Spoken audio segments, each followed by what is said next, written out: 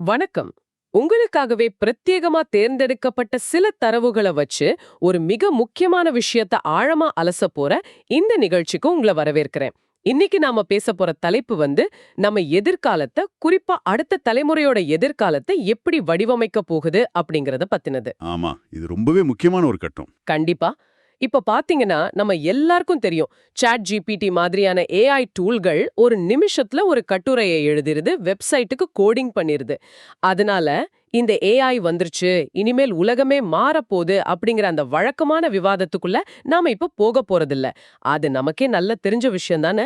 உண்மைதான், அந்த விவாதம் பழசாயிடுச்சு. ஆனா நம்ம முன்னாடி இருக்கிற உண்மையான கேள்வி என்னன்னா, ஒரு 15 வயசு மாணவனுக்கு தன்னோட ஹோம்வொர்க்க ஏஐ ஈஸியா முடிச்சிரும்னு தெரியும் போது, அந்த மாணவனுக்கு நாம பள்ளிக்கூடத்துல என்ன சொல்லி கொடுக்க போறோம்? அதுதான் மில்லியன் டாலர் கேள்வி இப்போ. எக்ஸாக்ட்லி.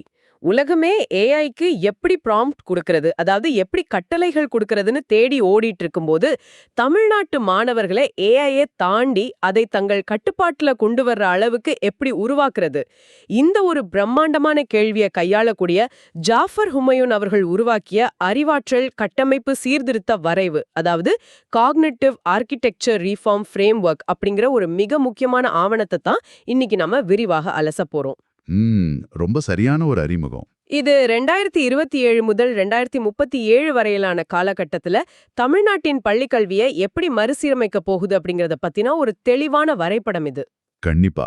இந்த ஆவணத்தோட மைய நோக்கத்தை புரிஞ்சுக்கிறது நேயர்களான உங்களுக்கு ரொம்பவே அவசியம். ஏன்னா, கல்வி முறையில தொழில்நுட்பத்தை கொண்டு வர்றோம்னு சொன்ன உடனே பள்ளிக்கூடங்களுக்கு நிறைய கம்ப்யூட்டர்களை வாங்கி கொடுக்கறது, இல்லனா எல்லா மாணவர்களுக்கும் டேப்லெட் கொடுக்கறதுன்னு நம்ம சாதாரணமா நினைச்சிடுவோம். ஆமா, பொதுவா அப்படிதானே நடக்கும்.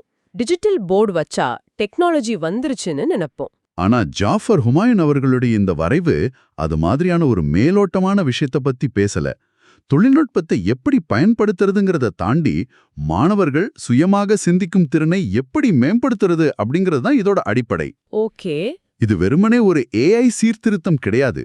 இது மனிதர்களோட சிந்திக்கும் திறனை, அவங்களோட அறிவாற்றலை மேம்படுத்துற ஒரு சீர்திருத்தம்.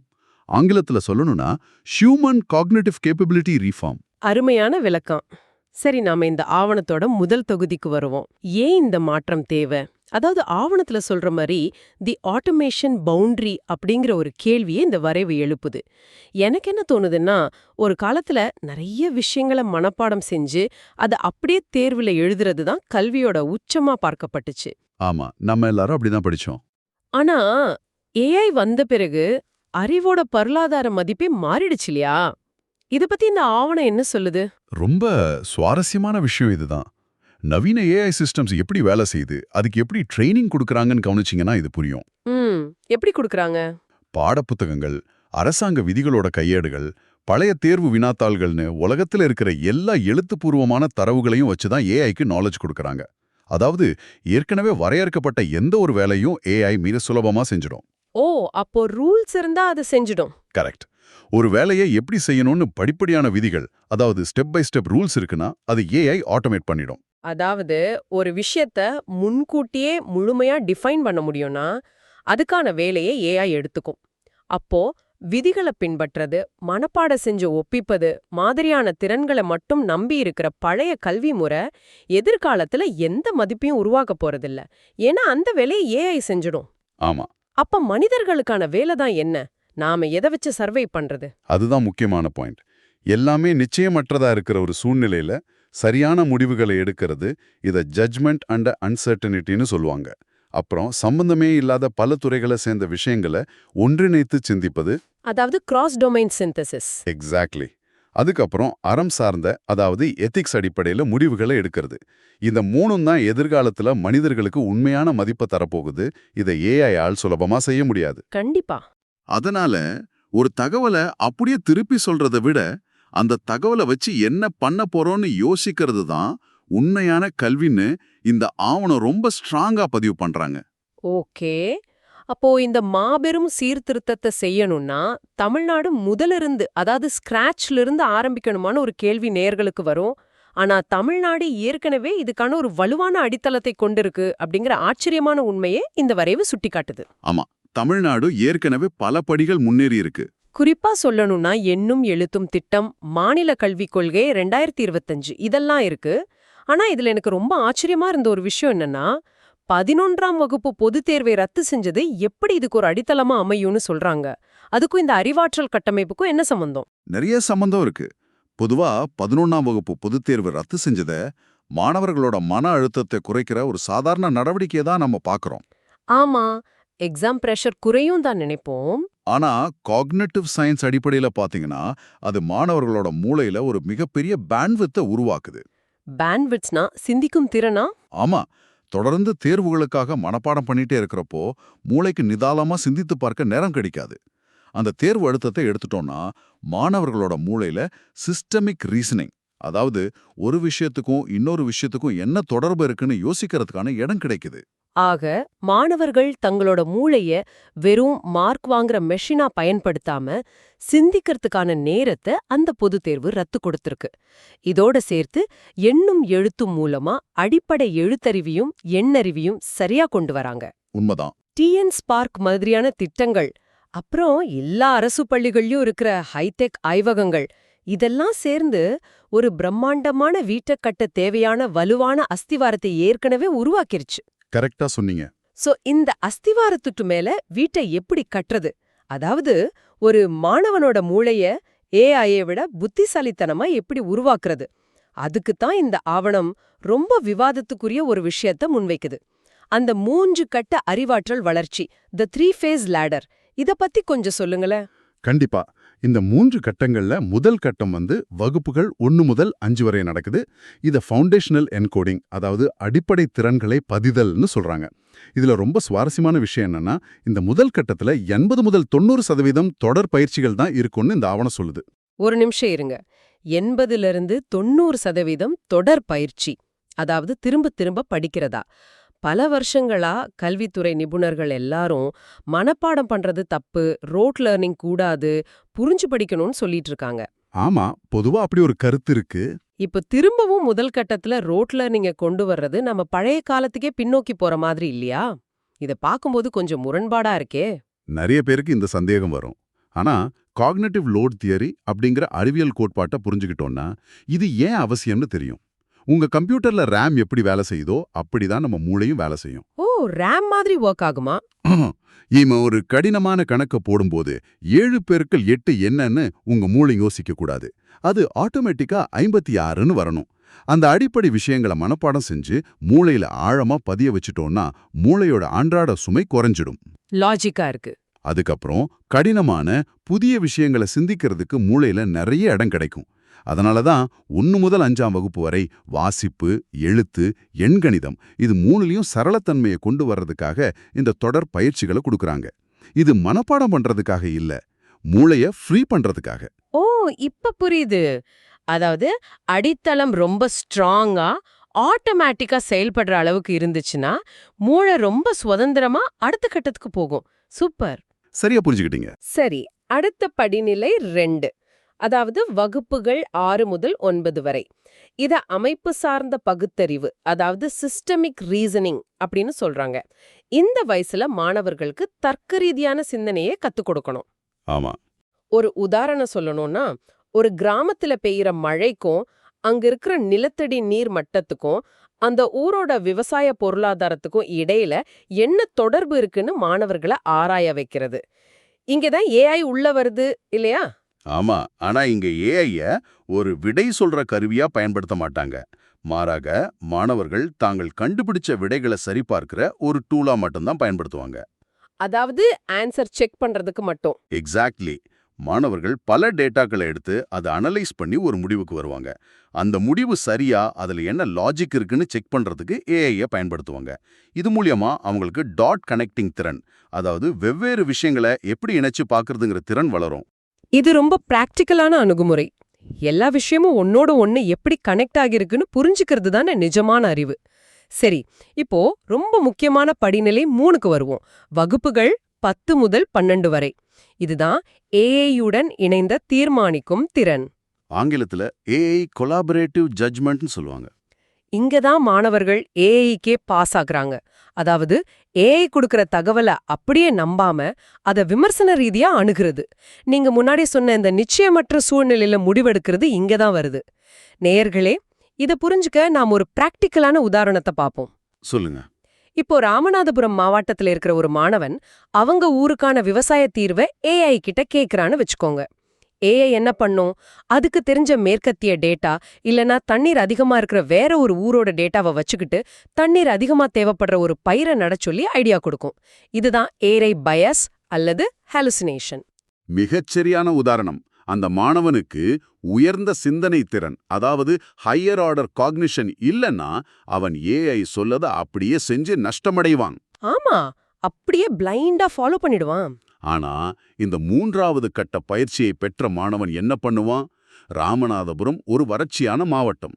ஏஐ கொடுக்கிற டேட்டா நம்ம ஊருக்கு செட் ஆகாது, இதுல ஏதோ சார்புத்தன்மை இருக்கு அப்படின்னு கண்டுபிடிச்சு அந்த ஏஐயை திருத்துவான். வாவ், ஏஐயே கரெக்ட் பண்ணுவான். ஆமா, அதுல விடுபட்ட தகவல்களை சேர்ப்பான். உள்ளூர் சூழ்நிலைக்கு ஏத்த மாதிரி அறத்தின் அடிப்படையில ஒரு முடிவை எடுப்பான். இதுதான் உண்மையான காக்னிட்டிவ் ஆர்கிடெக்சர். இது உண்மையிலேயே ரொம்ப பவர்ஃபுல். ஆனா இந்த இடத்துல ஒரு மிகப்பெரிய சமூக பிரச்சனை இருக்குன்னு இந்த ஆவணம் ரொம்ப ஆழமா விவாதிக்குது. அதாவது சமூக நீதி, சமத்துவத்தை ஒரு கட்டமைப்பு விதியாக கருதுதல், equity as a structural constraint அப்படிங்கிற பகுதி ரொம்ப முக்கியமான பகுதி இது. எனக்கு என்ன தோணுதுன்னா, இந்த ஏஐ தொழில்நுட்பம் எல்லாருக்கும் சமமா கிடைக்குமா? அப்படி கிடைக்கலன்னா அது சமூகத்துல ஒரு பெரிய பிரிவினையை உருவாக்கிடாதா? கண்டிப்பா உருவாக்கும். அதுதான் அறிவாற்றல் அடிப்படையிலான ஏற்றத்தாழ்வு, காக்னிட்டிவ் ஸ்ட்ராட்டிஃபிகேஷன் அப்படின்னு சொல்றாங்க. ஓ, அப்படின்னா என்ன? நீங்க கவனிச்சு பாருங்க. வசதியான பின்னணி இருக்கிற நகரத்து பள்ளிகள்ல படிக்கிற குழந்தைங்களுக்கு ஏஐய எப்படி கண்ட்ரோல் பண்றது, லாஜிக்கா எப்படி யோசிக்கிறதுன்னு சொல்லிக் கொடுப்பாங்க. ஆனா கிராமப்புற மாணவர்களுக்கு கம்ப்யூட்டர்ல எப்படி டைப் பண்றது, ஏஐயை யூஸ் பண்ணி எப்படி ஒரு அப்ளிகேஷன் எழுதுறதுன்னு வெறும் அடிப்படை திறன்களை மட்டுமே சொல்லிக் கொடுத்தாங்கன்னா என்ன ஆகும்? அப்போ பெரிய இடைவெளி வந்துருமே. ஆமா, ஒரு சாரார் ஏஐயை வழிநடத்துபவர்களாவும் இன்னொரு சாரார் வெறும் கட்டளைகளை பின்பற்றுபவர்களாவும் மாறிடுவாங்க. இது ஒரு புதுவிதமான சாதிய படிநிலைய அறிவாற்றல் தளத்துல உருவாக்கிடும். அத நினைச்சாலே ரொம்ப பயமா இருக்கு. அதனாலதான் இந்த உயர்ந்த சிந்தனை திறன் அப்படிங்கிறது ஏதோ ஒரு குறிப்பிட்ட சாராருக்கான சலுகையா இருக்கக்கூடாது. அது தமிழ்நாட்டின் சமூக நீதி பின்னணியில ஒவ்வொரு மாணவனோட உரிமைன்னு இந்த ஆவணம் ரொம்ப ஸ்ட்ராங்கா பதிவு பண்ணுது. முற்றிலும் உண்மை. கிராமப்புறங்கள், பட்டியல் சமூகங்கள் மற்றும் கல்வியில பின்தங்கிய மாவட்டங்களுக்கு வளங்களை முதல்ல ஒதுக்கீடு செய்யணும்னு வலியுறுத்துது. அதே நேரத்துல நம்ம முதல் கட்டத்துல பேசின அந்த அடிப்படை பயிற்சிகளை நீக்கிட்டு எடுத்த உடனே உயர்ந்த சிந்தனைக்கு போனா முதல் தலைமுறையா பள்ளிக்கு வர்ற மாணவர்கள் ரொம்ப பாதிக்கப்படுவாங்க. கரெக்ட். அவங்களுக்கு பேசிக் ஸ்ட்ராங்கா இருக்காது. அவங்களுக்கு அந்த அடிப்படைகளே இன்னும் சரியா போய் சேர்ந்திருக்காது. அதுக்காக அவங்கள மனப்பாடம் பண்ற முறையிலேயே வச்சிருந்தாலும் எதிர்காலத்துல அவங்க பின்தங்கிடுவாங்க. இந்த பேலன்ஸை சரியா கொண்டு வரதுதான் இந்த வரைவோட மாஸ்டர் ஸ்ட்ரோக் அப்படின்னு நான் நினைக்கிறேன். சரி, இதெல்லாம் தியரியா கேட்கறதுக்கு நல்லா இருக்கு. ஆனா இத பள்ளிக்கூடங்கள்ல எப்படி செயல்படுத்த போறாங்க? மாணவர்களோட திறனை எப்படி மதிப்பிட போறாங்க? இனிமேல் 100 மார்க்குக்கு பேப்பர்ல எக்ஸாம் எழுத மாட்டாங்களா? அப்படிங்கிற கேள்விகள் நேரான உங்களுக்கு வரலாம். கண்டிப்பா எல்லாருக்கும் அந்த சந்தேகம் இருக்கும். அதுக்குத்தான் இந்த ஆவணம் தமிழ்நாடு லட்சிய திட்டங்கள், அதாவது தி மிஷன்ஸ் அப்படிங்கிற ஒரு பிராக்டிக்கலான தீர்வை முன்வைக்குது. ஆமா, நான் இத படிக்கும் போதே எனக்கே ரொம்ப ஆச்சரியமா இருந்துச்சு. ஒரு 12ஆம் வகுப்பு மாணவன் பருவநிலை மாற்றம் பத்தி பேப்பர்ல ஒரு கட்டுரை எழுதுறதுக்கு பதிலா 6 மாசம் அவனோட பஞ்சாயத்துல இருக்கிற அதிகாரிகளோட சேர்ந்து வேலை செய்ய போறான். இது ஒரு பெரிய ஷிஃப்ட். அடுத்த வருஷம் மழைக்காலத்துல அவங்க ஊர்ல தண்ணீர் எப்படி தேங்கும், வடிகால் அமைப்பு எப்படி இருக்கணும்னு ஏஐய பயன்படுத்தி ஒரு மாடல் உருவாக்க போறான். அதை நிஜமான சிவில் இன்ஜினியர்கள் முன்னாடி நின்னு பிரசன்ட் பண்ணி அவங்க கேக்குற கேள்விகளுக்கு பதிலும் சொல்லணும். இதுதான் அவனுக்கான போர்டு எக்ஸாம். இது எவ்வளவு பெரிய மாற்றம்! இதுதான் அந்த 3வது கட்டத்தோட உச்சம். மாணவர்கள் இந்த மாதிரியான தமிழ்நாடு லட்சிய திட்டங்கள்ல நேரடியா ஈடுபடுவாங்க. மாவட்ட நீர் பாதுகாப்பு திட்டமிடல், பஞ்சாயத்து நிர்வாக தணிக்கை, நகர்ப்புற போக்குவரத்து மறுவடிவமைப்புன்னு நிஜ உலக பிரச்சனைகளை அவங்க கையில் எடுப்பாங்க. சூப்பர்! இது ஏதோ மார்க் வாங்குறதுக்காக செய்யற ப்ராஜெக்ட் இல்ல. இது அவங்களோட போர்ட்ஃபோலியோ அடிப்படையில மதிப்பீடு செய்யப்படும். வாய்மொழி தேர்வுகள், அதாவது காலேஜ்ல PhD மாணவர்களுக்கு நடக்கிற வைவா மாதிரி அவங்க செஞ்ச திட்டத்தை அவங்க நியாயப்படுத்தி விளக்கணும். கொஞ்சம் யோசிச்சு பாருங்க நேயர்களே. ஒரு 17 வயசு மாணவன் அரசாங்க அதிகாரிகளுடனும் தொழில்துறை நிபுணர்களுடனும் சேர்ந்து ஒரு ஊரோட பிரச்சனைக்கு தீர்வு கண்டுபிடிச்சு அதை டிஃபெண்ட் பண்றான். இது வெறும் கல்வி முறை மாற்றம் இல்ல, ஒட்டுமொத்த சமுதாயத்தோட சிந்தனை முறையே மாத்துற ஒரு நீண்ட கால திட்டம். எக்ஸாக்ட்லி. மாணவர்களை வெறும் கன்சியூமர்ஸா வைக்காம கிரியேட்டர்ஸா, அதாவது தீர்வுகளை உருவாக்குபவர்களா மாத்துற ஒரு கட்டமைப்பு இது. இதுதான் இந்த ஆவணத்தோட மையப்புள்ளி. இந்த ஆழமான அலசலோட இறுதி பகுதிக்கு நாம வரும்போது ஒரு விஷயத்த நாம தெளிவா புரிஞ்சுக்கணும். தொழில்நுட்பம் அப்படிங்கிறது மனிதனை ரீப்ளேஸ் பண்றதுக்கான ஒரு டூல் கிடையாது. அதை வச்சுக்கிட்டு மனிதன் தன்னோட சிந்தனை எல்லைய எப்படி விரிவுபடுத்துறான்னு பாக்குறது தான். ரொம்ப தெளிவா சொல்லிங்க. இந்த வரைவு சொல்ல வர்றதும் அதுதான். மாணவர்கள் தொழில்நுட்பத்தை முழுமையா சார்ந்திருக்காம தங்களோட சொந்த அறிவாற்றல் சுதந்திரத்தை தக்க வச்சுக்கணும். ரொம்ப சரியா சொன்னீங்க.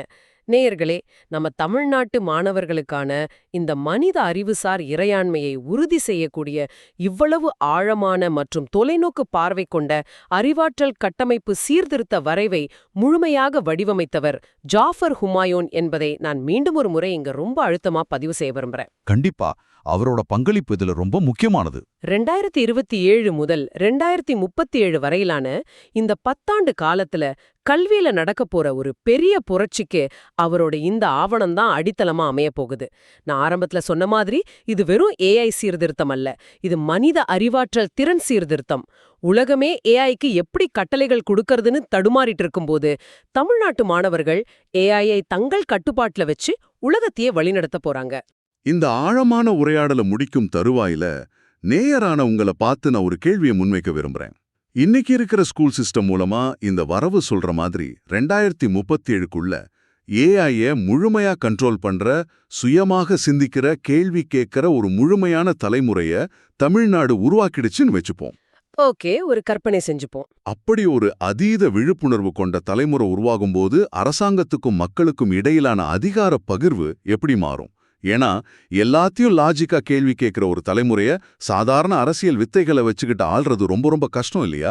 அவங்க அரசாங்கத்தோட ஒவ்வொரு திட்டத்தையும் ஒவ்வொரு டேட்டாவையும் ஏஐய வச்சு அக்வேரா ஆணிவேரா பிரிச்சு மேய்ஞ்சிடுவாங்களே. வாவ், அது ஒரு பிரம்மாண்டமான சமூக மாற்றத்துக்கான தொடக்கமா இருக்கும். இது நிஜமாவே நாம ஒவ்வொருத்தரும் தொடர்ந்து சிந்திக்க வேண்டிய ஒரு ஆழமான கேள்வி. இந்த ஒரு சிந்தனையோடு இன்றைய நமது இந்த விரிவான அலசலை நாம முடிச்சுக்கலாம். அறிவை தேடும் உங்க பயணம் இன்னும் பல புதிய பரிமாணங்களை தொடட்டும். நேயர்கள் அனைவருக்கும் நன்றி. மீண்டும் ஒரு சுவாரஸ்யமான தலைப்போடு சந்திப்போம்.